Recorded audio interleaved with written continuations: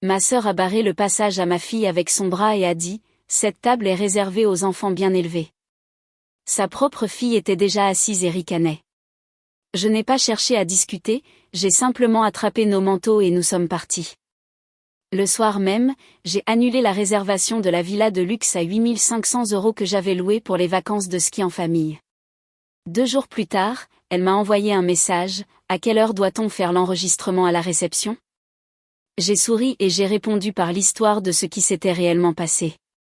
Le matin du dernier Noël, ma fille Léa s'était réveillée surexcitée, sautant partout dans le salon comme si c'était le plus beau jour de sa vie. Elle a 9 ans et elle croit encore à la magie, même si elle fait semblant du contraire. Mes parents nous avaient invités pour le dîner de Noël comme chaque année, mais je sentais que quelque chose clochait, sans savoir quoi. Le cadeau de Léa était emballé dans 3 couches de papier La Reine des Neiges. Quand elle l'a déchiré et qu'elle a vu l'iPhone tout neuf à l'intérieur, elle s'est figée, puis m'a regardé comme si elle n'arrivait pas à y croire. La joie sur son visage justifiait chaque heure supplémentaire que j'avais faite au bureau. J'avais tout configuré, les contacts, les jeux, le code de déverrouillage, tout. Enfin, c'est ce que je pensais. Elle a appuyé sur le bouton et l'écran s'est allumé, puis elle a froncé les sourcils en demandant « Maman, c'est qui ?» J'ai regardé le téléphone et ce n'était pas le fond d'écran que j'avais choisi. C'était une photo de ma sœur Claire, de son mari Greg, de leurs 2 enfants et de Léa, prise lors d'un barbecue il y a quelques années. Je ne leur avais jamais envoyé cette photo et je ne me souvenais même pas l'avoir enregistrée. Léa ne comprenait pas, elle trouvait juste ça bizarre. J'ai pris le téléphone et j'ai commencé à fouiller. Tout le reste semblait vide, pas de photos, pas de messages, pas de contact, juste un événement dans le calendrier pour ce jour-là à 16 h, dîner chez Claire. C'était enregistré sous un identifiant Apple que je ne reconnaissais pas. Le compte s'était connecté quelques jours plus tôt, mais le seul appareil lié était celui-ci. Ça n'avait aucun sens, j'avais acheté ce téléphone sous blister et j'avais même vérifié le ticket de caisse de l'Apple Store. Au début, j'ai cru à une erreur de ma part lors de la configuration, mais à 12h10, j'ai reçu un SMS de ma mère, « Salut Gabriel. Changement de programme de dernière minute. On reste en petit comité cette année. Claire reçoit sa belle famille. On se voit la semaine prochaine peut-être. Je t'aime. » Je suis restée interdite. Le message était calme, presque banal, mais nous étions déjà prêtes et la tarte refroidissait sur le plan de travail. Léa m'avait aidé à la préparer la veille, comme chaque année. J'ai relu le message 3 fois avant de dire quoi que ce soit. Léa ne m'a posé aucune question, elle s'est juste assise à la table de la cuisine avec l'iPhone, faisant défiler les écrans vides. Je lui ai dit qu'on trouverait une solution, peut-être aller au cinéma, car je ne pouvais pas lui dire la vérité. À 16h03, j'ai ouvert l'application « Localiser ». Le partage familial était encore activé sur son ancien téléphone et je n'avais pas encore supprimé le nouveau. J'ai lancé la localisation et l'appareil a borné juste devant moi, chez Claire, là où elle prétendait ne rien organiser. Je n'y suis pas allée tout de suite, j'ai attendu 2 heures. J'ai ramassé les papiers cadeaux, je me suis servi un verre de vin et je me suis assise sur le canapé. Puis j'ai emballé la tarte, j'ai dit à Léa de prendre sa veste et j'ai pris le volant. La voiture de ma sœur était là, tout comme celle de mes parents. La lumière du Porsche était allumée et à travers la fenêtre, je voyais les guirlandes de Noël et une petite fille, probablement la fille de Claire, courir dans une robe rouge à paillettes. Quand Claire a ouvert la porte et m'a vu là avec Léa et la tarte, elle s'est décomposée. Je n'ai pas dit un mot, j'ai juste brandi l'iPhone. C'est là que Greg a surgi, hurlant avant même que je ne franchisse le seuil. Mon père est apparu quelques secondes plus tard, essayant de calmer le jeu pour maintenir la paix. Ma mère restait derrière eux, silencieuse. Il ne comptait même pas nier. Claire n'a jamais croisé mon regard.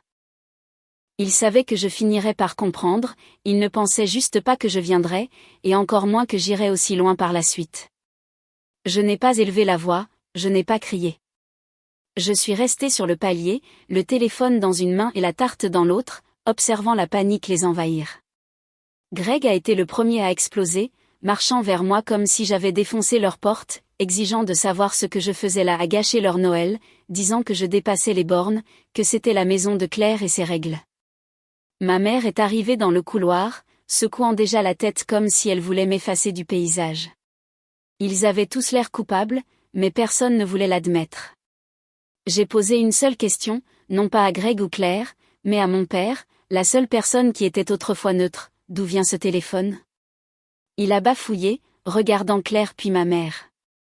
Personne n'a répondu. J'ai insisté, de qui est-ce l'idée de donner un téléphone d'occasion à ma fille en le faisant passer pour un œuf, avec une invitation pour un dîner auquel elle n'était même pas censée être au courant? Toujours rien. Léa tenait la tarte, elle fixait Greg avec des yeux ronds, essayant de comprendre qui était cet homme devenu soudainement si agressif. Je lui ai dit doucement de retourner à la voiture. Elle est partie sans discuter. Elle est intelligente, elle avait compris. Dès que la porte s'est refermée sur elle, j'ai regardé ma famille et je leur ai dit que j'irais chez Apple le lendemain pour signaler l'appareil et retracer l'identifiant Apple. C'est là que le chaos a commencé. Greg s'est avancé, le visage pourpre, criant que je faisais un mélodrame. Mon père essayait de le retenir. Ma mère restait les bras croisés, muette. Claire a fini par parler pour dire que c'était une erreur et que j'exagérais tout, allant même jusqu'à suggérer que Léa avait mal compris la situation. Je n'ai pas répondu, je suis partie.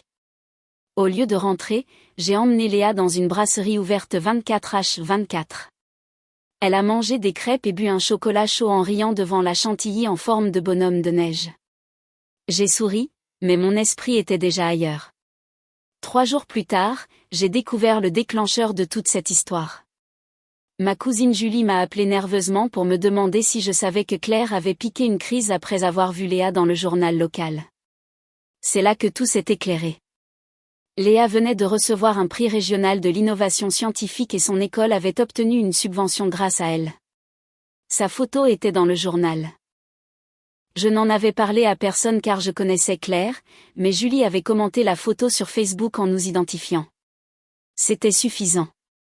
Claire l'avait vue, ce soir-là chez mes parents, elle s'était emportée, disant que je mettais trop de pression sur Léa, que c'était malsain et que les enfants devaient rester des enfants. Elle avait ajouté qu'elle ne voulait pas que ses propres enfants se sentent inférieurs le jour de Noël et qu'il n'était pas juste que Léa soit encore le centre de l'attention. C'est le mot que Julie a utilisé. Claire a donc dit à mes parents de faire profil bas, sans grand rassemblement, juste elle et sa belle famille. Mes parents, sans colonne vertébrale, ont accepté. Comme ça, Léa et moi étions rayés de Noël. J'ai digéré l'information pendant une journée, puis j'ai ouvert mon application bancaire. Sans rien dire à Claire, j'ai annulé le virement automatique. Depuis 12 mois, je payais son loyer de 3 200 € par mois. Depuis que Greg avait été licencié, ils avaient besoin d'aide pour rester dans ce quartier chic pour l'école des enfants. Je l'avais fait discrètement. Elle m'avait dit que ce ne serait que pour quelques mois, mais cela durait depuis 1 an. Quand le terme du loyer est arrivé et que le paiement n'est pas passé, Claire m'a envoyé un SMS disant qu'il devait y avoir un bug bancaire. J'ai laissé le message en « lu ». Quelques heures plus tard, elle a renvoyé un message moins poli. Le soir, elle m'avait appelé 4 fois. J'ai tout ignoré. Le lendemain matin, j'ai reçu un message de ma mère. « Gabrielle, je sais que tu es fâchée mais c'est inutile d'en arriver là. S'il te plaît, ne rends pas les choses plus difficiles pour ta sœur. » Aucune mention de Léa, aucune excuse. C'est là que j'ai compris que rien ne s'arrangerait. Pour eux, j'étais juste trop émotive. Mais je n'avais pas fini. 3 jours après l'échec du loyer, Claire m'a envoyé un long mail truffé de références vagues sur les familles qui traversent des passes difficiles, se disant blessées par ma réaction. Elle terminait en disant que ce n'était pas la faute de Léa, ce qui m'a rendue furieuse. Comme si Léa avait obtenu son prix par accident ou qu'elle était la cause du conflit. Je n'ai pas répondu. Le lendemain, Greg m'a envoyé un message sec, « Règle ça tout de suite. » Je l'ai bloqué. Cette semaine-là, la conversation de groupe familial s'est activée. Ma mère a posté une photo des enfants de Claire faisant une maison en pain d'épices avec des émojis cœur de la part des tantes. Mon père a ajouté, fier de ses anges. Un vrai esprit d'équipe. J'ai quitté le groupe. Julie m'a appelé peu après pour me dire que Claire l'ignorait parce qu'elle m'avait dit la vérité, puis elle a lâché une autre bombe. mes parents avaient prévu de garder tous les petits-enfants pour dormir ce week-end-là, une tradition d'après Noël. Mais Claire avait décrété qu'elle ne voulait pas de Léa à cause de la tension. Ma mère avait encore accepté. C'était la fin pour moi. Je n'ai rien dit à Léa sur la raison de l'annulation des plans, mais je voyais qu'elle sentait que quelque chose n'allait pas.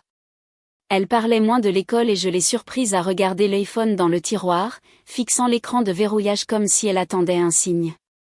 J'ai pris le téléphone et je l'ai rangé au fond d'un carton, je ne pouvais plus le voir. Pendant ce temps, Claire sombrait. Sans l'argent du loyer, ils étaient aux abois. Julie a appris par une amie que le propriétaire avait déjà envoyé un avis d'expulsion. Claire a posté une story Instagram sur les gens qui vous poignardent dans le dos en souriant. Mais le pire, c'était la vitesse à laquelle mes parents étaient devenus ses porte-paroles. Mon père m'a appelé pour dire que Claire souffrait, que tout le monde essayait juste de passer à autre chose. J'ai demandé s'il se souvenait de qui avait maintenu Claire à flot financièrement pendant 1 an. Puis ma mère a essayé de me convaincre que Claire avait honte mais ne savait pas s'excuser, ajoutant « Cette famille a besoin de toi, Gabrielle ». Je lui ai posé une seule question, « As-tu vraiment accepté d'exclure ta seule petite fille de Noël ?» Elle a gardé le silence, puis a murmuré, « Ce n'était pas vraiment comme ça. » C'était une réponse suffisante. À partir de là, tout a craqué. Je me suis retirée des vacances familiales prévues pour le printemps et j'ai annulé la location du chalet qui était à mon nom. Claire m'a envoyé un message en 20 minutes, « Alors, tu vas vraiment tout gâcher pour tout le monde ? Grandis un peu. » Je l'ai bloqué aussi.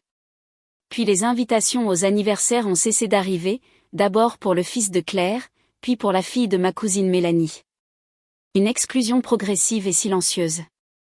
Personne ne demandait pourquoi Léa n'était pas là, sauf Julie.